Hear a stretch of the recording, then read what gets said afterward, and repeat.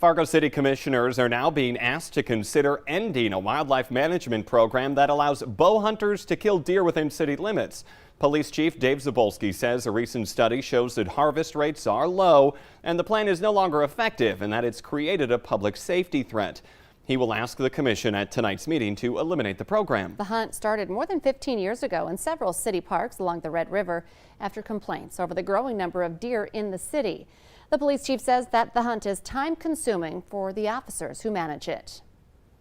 A 9-year-old boy who suffered brain trauma after being trampled at the Astro World Festival in Houston last week has died, bringing the death toll now to 10.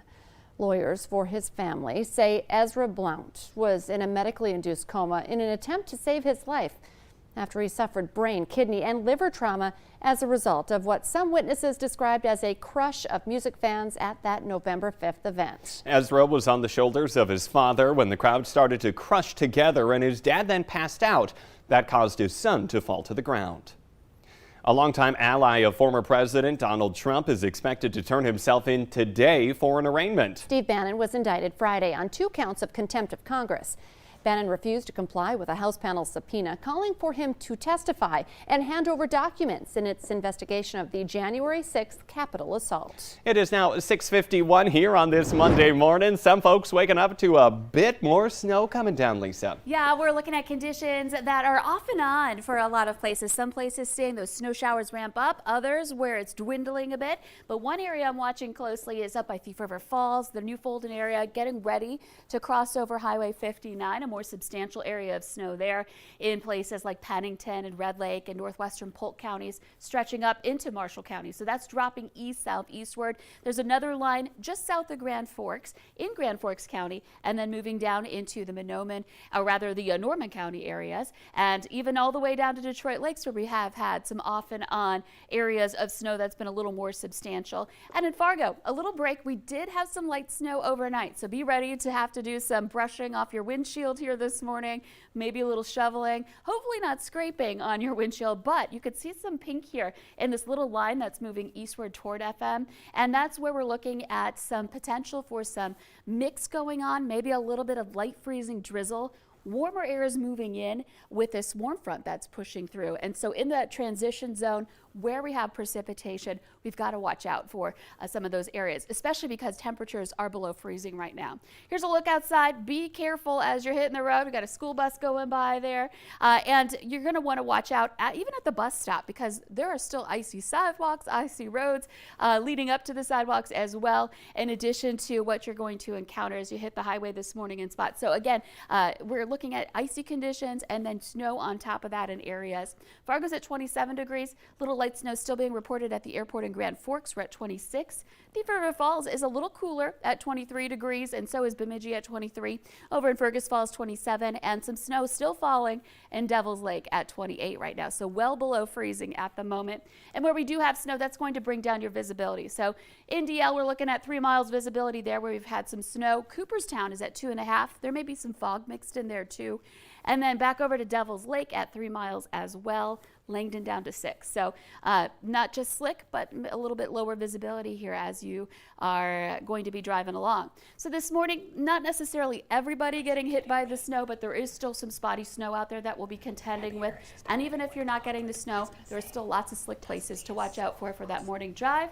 And then this afternoon, the snow starts to ease up for most areas. We may still have it over into northwest Minnesota, but most places just looking more cloudy. And notice those temperatures back into some above freezing numbers, mid-30s coming up for the afternoon hours today. And as we take a look at our 7-day planner, we'll warm up even on Tuesday with a stronger breeze as well. Wednesday cooling back down behind this with a chance for some light snow, but no big storm systems during the week this week. And temperatures will just be up and down. So we're looking at days above freezing, below freezing. That means refreeze happening at times, and then other times we've got slush and road spray that you're trying to get through on the roads. Just kind of a messy transition time right now here in the valley.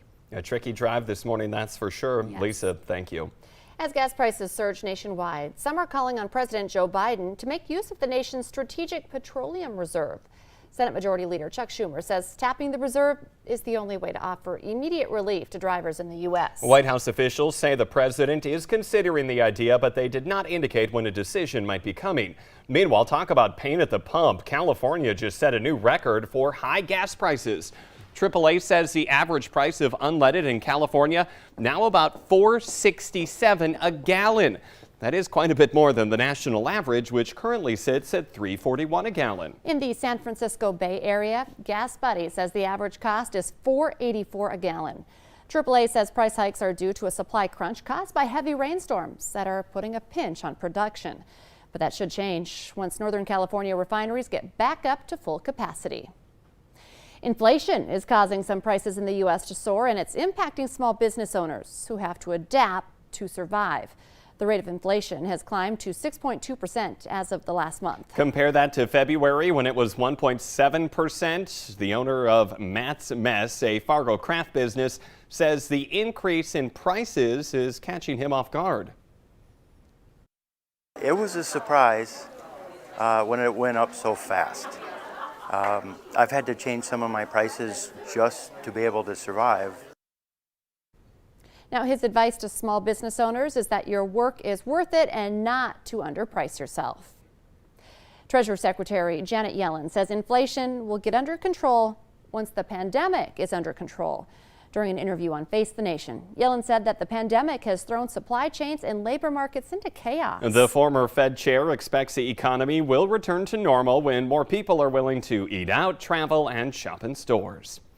An Ada, Minnesota woman is recovering after a hit-and-run crash in Otter Tail County. The Minnesota State Patrol says 25-year-old Bailey Shivers was partially stopped in a lane on I-94 near Dalton around 6:30 last night. She was checking on a car that had gone off the road when her car was hit by another vehicle. Troopers say it was believed to be a white pickup. Shiver is expected to recover from those injuries. Around 250 Afghan refugees are expected to arrive in Minnesota in the next 3 weeks. The International Institute of Minnesota says the number arriving now is because Afghans who arrived at U.S. military bases in early September have since completed health and security clearances. The institute has already resettled 250 Afghans, and now they are tasked with resettling that same number in a much shorter time frame. That's less than 1 month. School bus drivers and dispatchers in Minnesota's largest school district have voted unanimously to go on strike if they can't get what they want through mediation. About 100 Minneapolis public school bus employees represented by Teamsters Local 320 say they are not paid enough, and they're worried about safety and retention because of a shortage of drivers. School officials say they are committed to reaching an agreement through mediation and will make sure that bus service for students is not interrupted. The CDC is reporting that more than 1 million children under the age of 12 have received their first dose of vaccine. It's been 2 weeks since the FDA authorized the coronavirus vaccine for children ages 5 to 11 years old. Currently, 195 million Americans have been fully vaccinated. That's about 59% of the population. About 15% of all fully vaccinated people have already received an additional dose or a booster. Doctors say they're starting to see health effects caused by the pandemic, and bad blood pressure is a big one. They say patients are showing up sicker due to out-of-control blood pressure and other pandemic-related lapses in health care. A new study finds that more patients found it hard to control their blood pressure during the pandemic. Just over 53% of Americans controlled their blood pressure last year, compared to just over 60% in 2019. Some patients avoided the doctor's office during the pandemic, while others were not able to get care because their physician's offices were temporarily closed. Uncontrolled blood pressure can lead to high risk of heart attack, stroke, and other diseases, including kidney disease. For the first time since the coronavirus shutdown in March of 2020, Carnival Cruise Line is back on in Tampa, Florida. Last year, the Centers for Disease Control issued a no-sail order because of the pandemic. But now Carnival is launching its first cruise from Port Tampa Bay. The cruise ship Pride is set for a week-long cruise along the Western Caribbean. The executive VP of Port Tampa Bay says he's thrilled to have cruising back in Tampa because it makes a huge impact on the economy. Let's get the answer now to that question of the morning on Facebook. Here's today's question. About 5% of people do this with their pet every week. The answer, you bathe with them. Hopefully it's just shower with them and they're not just That'd be a full Just a tub. difference. It's yeah. Just a little bit. Very Got to keep different. them nice and clean, I suppose. Remember, you can play along every single day. Head to the Valley News Live Facebook page. The Today Show and CBS This Morning are just about to start, but remember, the Valley Today rolls on. More live out-to-minute news and weather right now